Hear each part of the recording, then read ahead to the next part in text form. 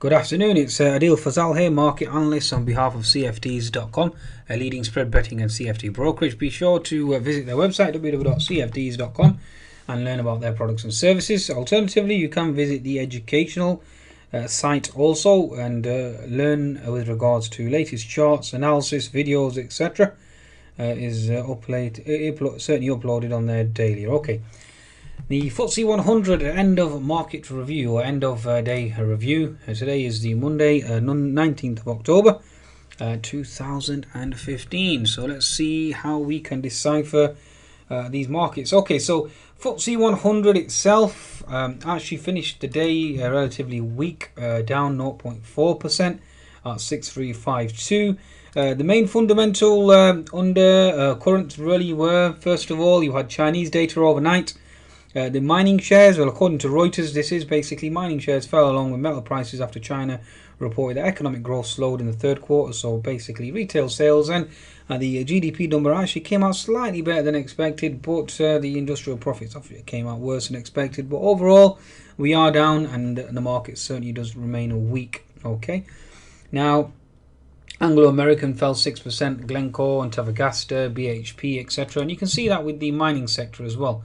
If I bring up the FTSE miners, as you can see here, we have a down day, a 60-minute chart. Obviously, we've been down ever since H&S formation is playing out, and we are looking at thrust lower on the mining sector. So, overall, net bias is negative. Okay, so you had Chinese data being interpreted as being bearish, given the fact that you had the Nikkei lower overnight. The Shanghai was more or less flat. And, I mean, it was negative at one point, but it just about finished flat, and the Hang Seng obviously weak as well. So we had that's the concern that we had overnight. That obviously fed through in terms of a potential risk-off scenario, and that's basically what we're witnessing at present. Now, the other two factors that actually dragged the FTSE down first were obviously the Shire drug maker. Shire dipped after US regulators withheld approval for a new drug. That certainly hurt the FTSE 100 to a large extent. Okay, so two factors, obviously China and obviously Shire, certainly dragging the FTSE 100 down as well. Adding the fact the mining sector obviously down due to China, etc. So certainly the headwinds were there. Okay, now bringing up a chart of the actual Shanghai. Bear with me. Okay, so we have a doji candle at the 50% retracement, so certainly into a potential resistance zone there. And the Nikkei itself obviously went down and closed the gap, which I discussed yesterday's video over the weekend. It's going to be very interesting as how the markets react now, given the fact that we've had anti-QE talk with regards to Japan. We had several members, the ones that I can recollect now are Aso, Nakahara, and Miyanayo, I think his name is. Miyanoya, sorry. And then we had Mr. Nowotny obviously being with his anti-QE statements over the weekend. So certainly bearish from that perspective, okay? So overall, net certainly indicating a potential risk-off scenario, and we'll see exactly how this market is currently responding at present. Okay, so technicals now from the FTSE 100's perspective. So daily chart, or should we say weekly chart, the FTSE itself, we already know we're stuck at that 61% fib, key resistance level and diagonal trend line.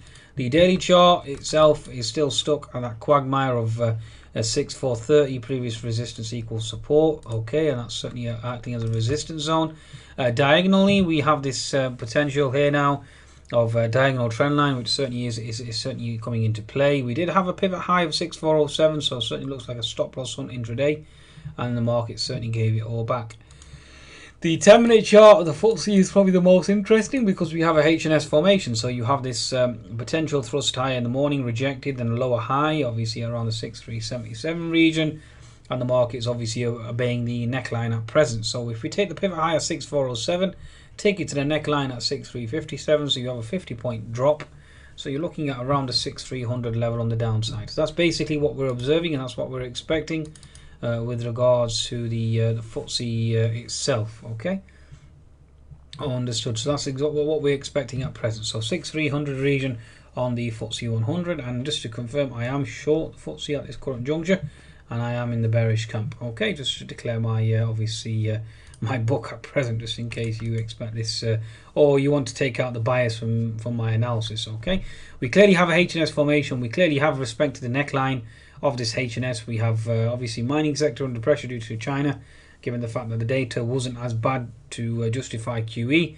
of further stimulus, and therefore that's interpreted as being bearish, because as we all know, bad news equals good news and good news equals bad news because of the anti-QE or the pro-QE nature of this market, or the Kool-Aid embracing market, as I like to call it. Okay, so the FTSE itself is obviously respecting the H&S formation from that perspective. Now, going again, just looking at the miners, you can clearly see we have a H&S formation on the 60-minute on the miners. If we bring up oil and gas itself, you have a bearish engulfing candle, so confirmation of weakness there. And you can clearly see that we've put in a lower high and now we're looking for a lower low. Okay, oil and gas itself, oil and copper, and obviously gold as well, all have been under pressure. As you can see, the Aussie and the Kiwi are certainly under pressure as well with regards to the dollar rising. Given the fact that we've got anti-QE statements, that certainly is propelling and helping the yen as well. And the CHF is certainly catching a bid. Now, like I said, discussed with regards to the volatility index, we have put in a double bottom on the volatility index. So we are looking for a potential reversal and a thrust higher on the volatility, which in turn obviously will send the FTSE 100 lower. Okay. The FTSE All Share itself certainly struggling as well. FTSE 100 euro top 100 again has held resistance and has put in a potential topping tail as well. FTSE 100 or FTSE Euro top 100. Okay. The dollar itself certainly is catching a bid and maintaining its bid, given the fact of the risk-off nature of this market. You do have an unfilled gap above on the 10-minute chart, so that certainly remains a target in the interim on the actual volatility. Sorry, the dollar index. Okay, and like I said, you have an unfilled gap there, and certainly is room to certainly push to the upside. The 60-minute chart of oil certainly still remains weak, as you can clearly see there, certainly affecting or certainly hurting sentiment. And we've dropped from a high of 47 all the way down to 46. The next level certainly seems to be 45 again. If that 45 were to break, given the fact that we've got weaker GDP numbers out of China, then obviously you are looking at 44 and 43. And that will obviously trigger a liquidation in the FTSE 100 as well. Okay, the Aussie and Kiwi daily charts certainly are circumspect and certainly weak. As you can see, we held that resistance level, we've sold off ever since. Bring up the chart, the Kiwi itself, daily chart certainly has put in a doji today. The 4-hour chart certainly remains weak. And the 60-minute chart itself certainly has failed to make higher highs and is looking to make a potential lower low and lower high as well. Okay. Retail on the FTSE itself, no real movement there, to be honest with you, more or less sideways on the retail sector. The banks really were certainly in play, given the fact that Morgan Stanley was certainly weak today in the US market. So again, no real direction. The farmers and biotechs, given the fact that we've had Shire and the concerns there, that certainly is keeping the pharmaceutical sector at bay as well. Telecoms, certainly H&S formation, as you can see there. You have the left shoulder, head, and the right shoulder. So therefore, you are looking for further downside on that area as well. Emerging markets, like I discussed yesterday, was into resistance. That certainly has held us far. Okay, and the CRBQ certainly is a potential resistance zone as well. Everything certainly seems to be aligning to the downside. That's my understanding and my interpretation thus far. You can see here, copper certainly has had a bad day in the office. That certainly has remained weak, and as you can see, the H&S formation, which I highlighted yesterday, which in turn obviously coincides with the FTSE 100's H&S formation too, which is very, very interesting. Okay, I think that's a wrap on the FTSE 100 itself. I think we know why the FTSE was weak today, mainly due to Shire, and obviously Chinese data not being interpreted as being overtly bullish, given the lack of stimulus hopes that are given the data more or less falling in line. Okay, I think that's a wrap of the FTSE 100. In terms of the next 24 hours, you have German PPI, inflation, US housing stats, Fed Dudley. Nothing really. Only ASOS is going to be the main market mover tomorrow, and that should be interesting. Trade safe. Always adhere to good money management and risk management. And please do visit www.cfds.com for your trading needs. Goodbye now.